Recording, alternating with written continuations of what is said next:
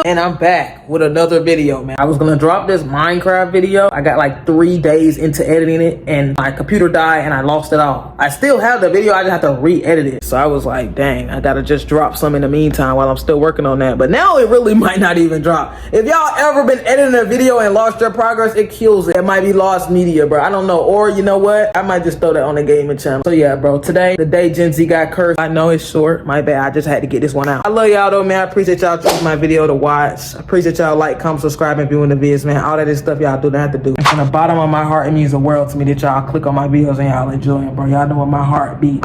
It's beating for y'all. Like, comment, subscribe, hit that bell so you'll see every single time I post. Comment hashtag road to 110K, man. It's really on the way, and I'm gonna stop all that talk and get right into the video. The day Gen Z got cursed. January 26th, 2020 was the day everything seemed to change for the worse. It also happened to be my 15th birthday. I can't seem to remember much about. Wait, when COVID started, how old was y'all? I was 16, I was in 10th grade. It was before January though. If you really remember, it was people catching COVID like in November, December 2019.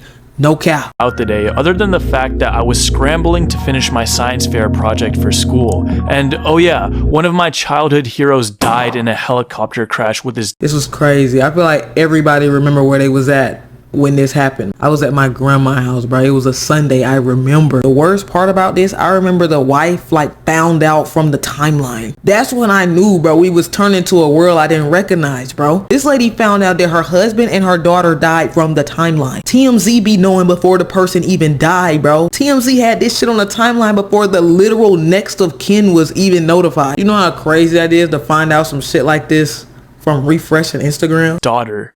I can still feel the shock of my brother texting me RIP Kobe and the subsequent Google search confirming the news.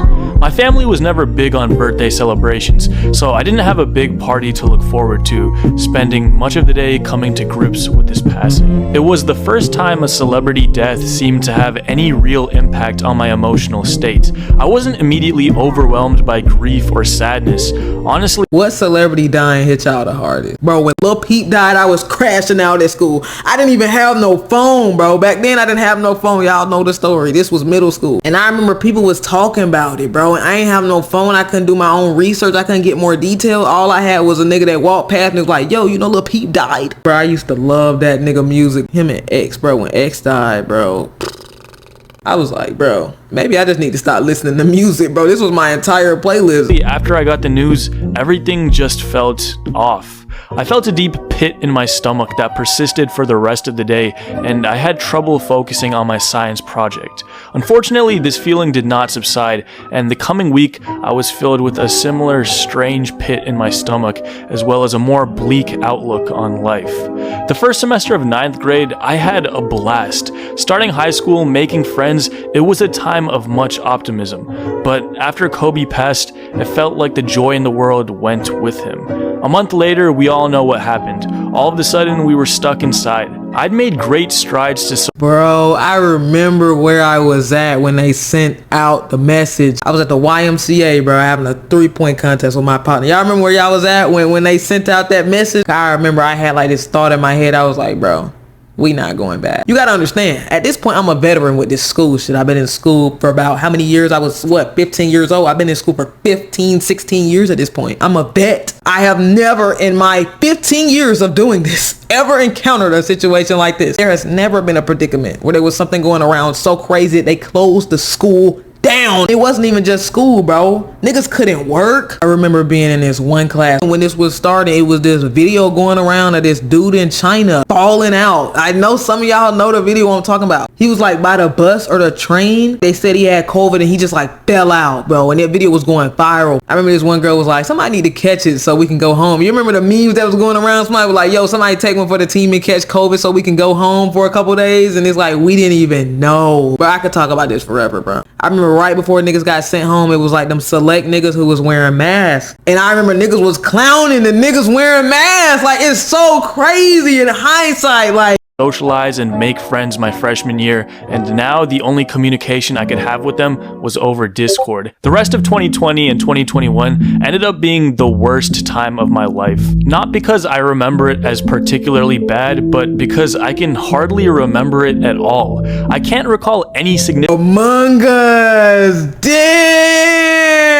Like, this was literally the great shift. Bro, I dead ass remember like 2019, late 2019, December, November 2019, it was not cool to be on TikTok. I vividly remember like around this time being on TikTok and like hiding my phone, turning my brightness down. It's crazy the great shift that happened in 2020. That's all you can call it. Damn, I remember them late nights playing Among Us, bro. Ah, man. I remember I used to be in school in class playing Fortnite, bro. That was a crazy time to be a student. I feel like out of every age you could have been, every grade you could have been in when it hit, I feel like the best class to be in was class of 2022. Why? We still got our prom, we still got our graduation, and we did 11th grade online, bro. And if you know, you know. 11th grade is highly regarded as the hardest year of high school. If you ask 99% of niggas what was the hardest year of high school, they say 11th grade. I would not have made it through 11th grade if it wasn't for me being able to cheat. I can't name one assignment I didn't cheat on, bro. I had great yo, niggas who know the Lord know I had a really low GPA. My shit was like a 2.1, a 2.0. If we didn't do 11th grade online, my shit would have been in the one digit.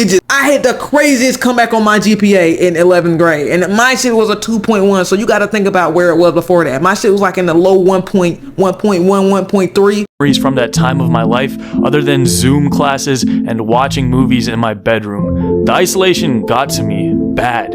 I know this because of the media I consumed. BoJack Horseman, Blue is the Warmest Color, Manchester by the Sea, Requiem for a Dream, Black Swan, Perfect Blue. No. We were watching Attack on Titan, bro. I did a crazy anime marathon during it. Like, bro, I will never in my life probably be able to watch as much anime in such a short amount of time that I did during quarantine. Yo, the pandemic is when I first started making TikToks, but I never used to post them, bro. But I probably made like 350 TikToks during that time. I was pumping out like multiple a day, like just to look at, like just to keep in the drafts, bro. You can literally probably go from the bottom of my drafts to now and literally watch me grow up. It's so crazy because like 99% of niggas came out a totally different person than they were when they went in. Niggas came out of that quarantine with completely different hairstyles. Niggas came out with braces. Niggas was coming out dressing different. Like, bro, it was a crazy time to be like, especially if you was a young nigga, bro. Like, I mean, and it's crazy because now I'm thinking, bro, some of y'all was even like,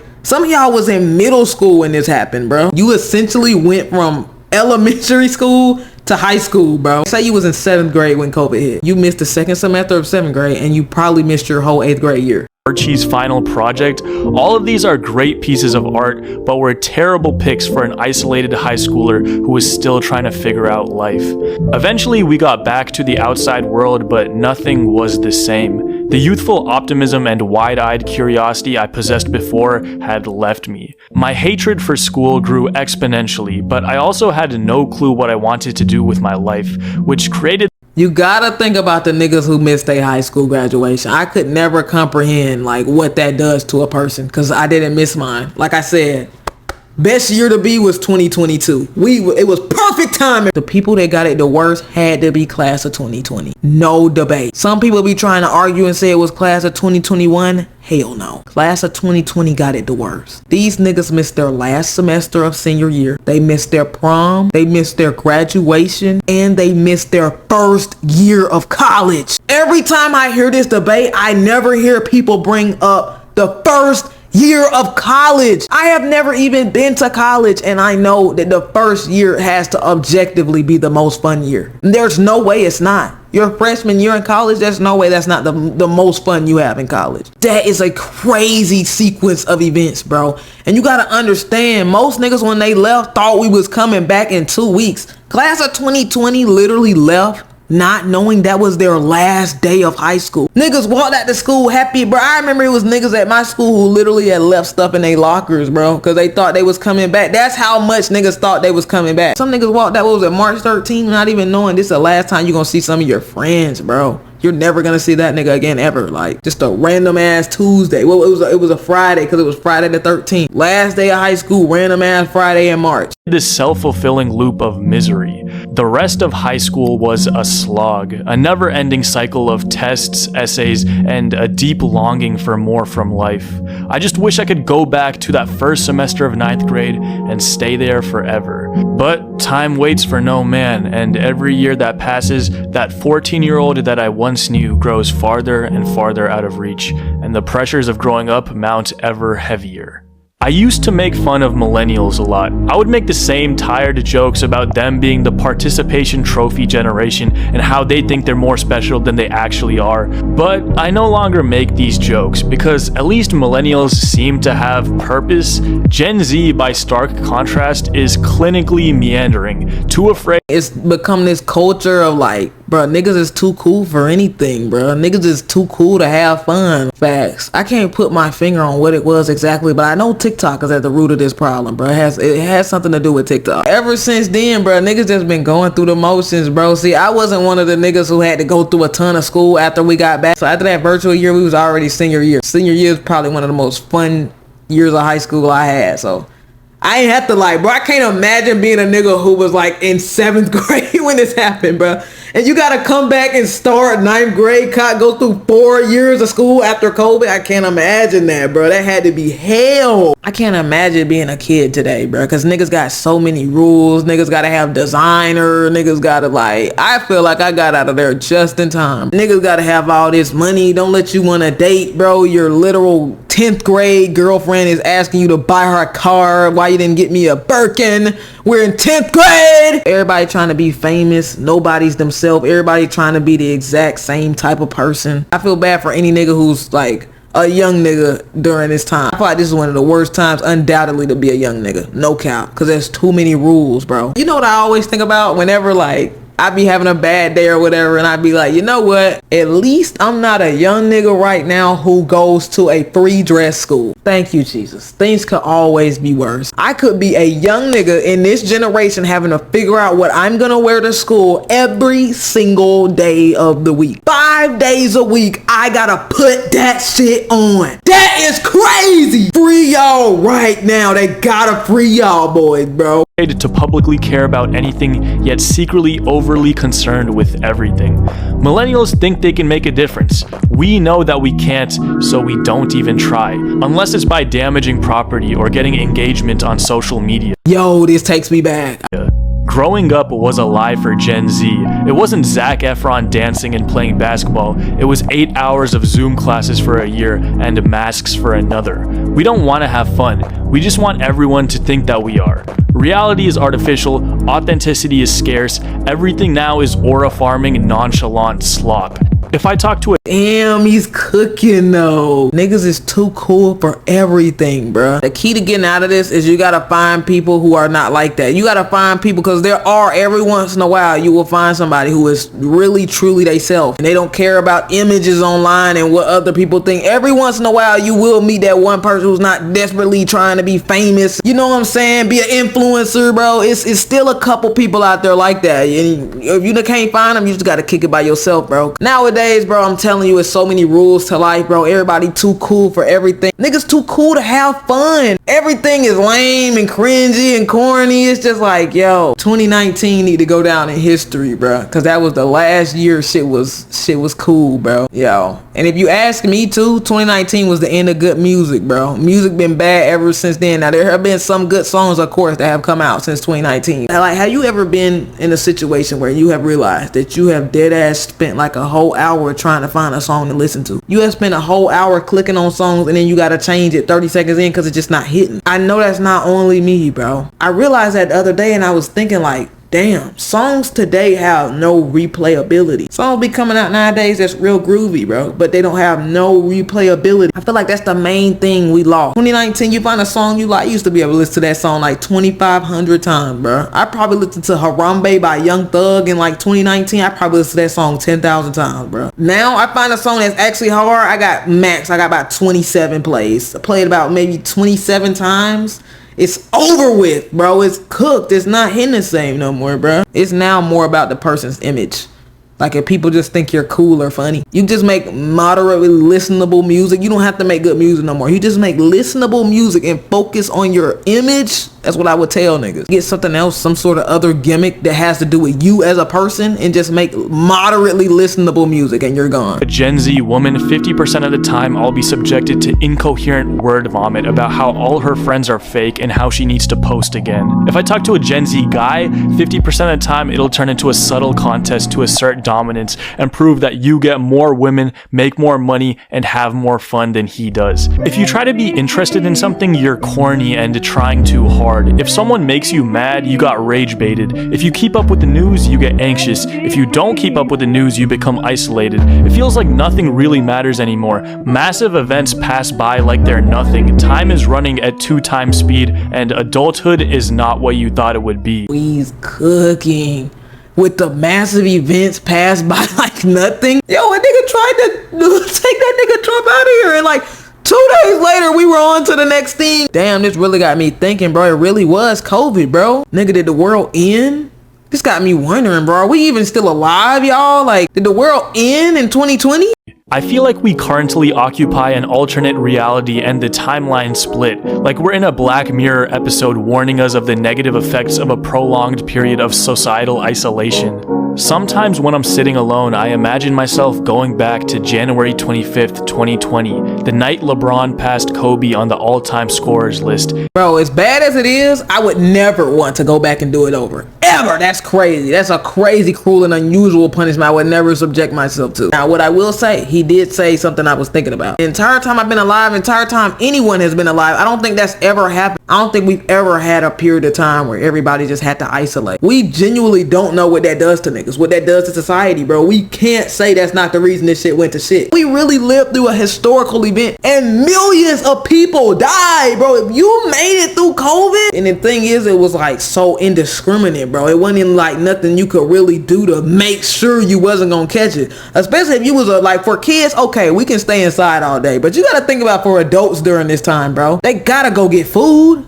They gotta go get gas. Like that shit was really the Hunger Games for the adults, bro. We was just in the crib making TikTok playing the game and shit. But for the adults, nigga, this shit was the Hunger Games, bro. That was Squid Game for real, bro. You gotta go to the store and get essentials, bro. All it would have took you being in the store too close to the wrong person. You got that shit. And as soon as you got that shit, nigga, everybody would abandon you, bro. People wouldn't even look your way, bro. You cough weird one time, niggas making you go stay in a hotel. And I could just warn him that I could prevent the imminent tragedy from happening. I didn't realize what Kobe Bryant meant to me until he was gone. You see, I grew up a Dallas Mavericks fan, so I spent my entire childhood rooting against Kobe whenever he'd play my team. It wasn't until his retirement that I found myself watching all of his interviews and falling in love with his mindset and approach to life. He represented everything that I aspired to be like: driven, obsessive.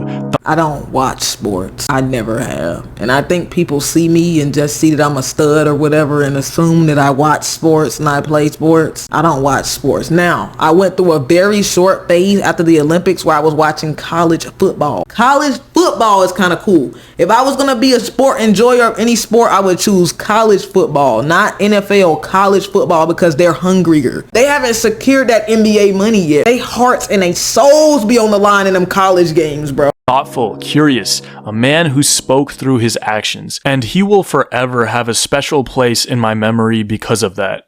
I'm writing this That might be the most fire picture of all time. at 2 a.m. because I can't sleep and want to put this restlessness to use, but really, I guess this is more so just a message to myself. Maybe the timeline did split. Maybe this is the darkest timeline. Maybe growing up is not what you thought it would be. So what? Make it count while you're here.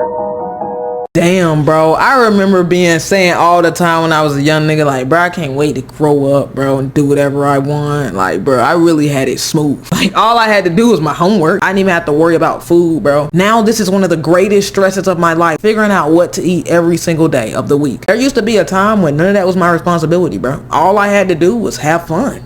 Go to school, do some worksheets, do a little project, hang out with my friends all day, bro. Like, we really used to just wake up every day and just go hang out with our friends for 7 hours and go home, bro. We used to see our friends more than our family. Man, I appreciate y'all tuning in. It means the world to me, bro. Like, comment, subscribe, hit that bell. If you watching this far, I just want you to know that means the world to me. That you watch my video all the way to the end, bro. You don't understand. Comment hashtag road to 110K if you watching this far, man. I love y'all. I appreciate y'all, and I'm gonna see y'all in the next one. I'm so for real.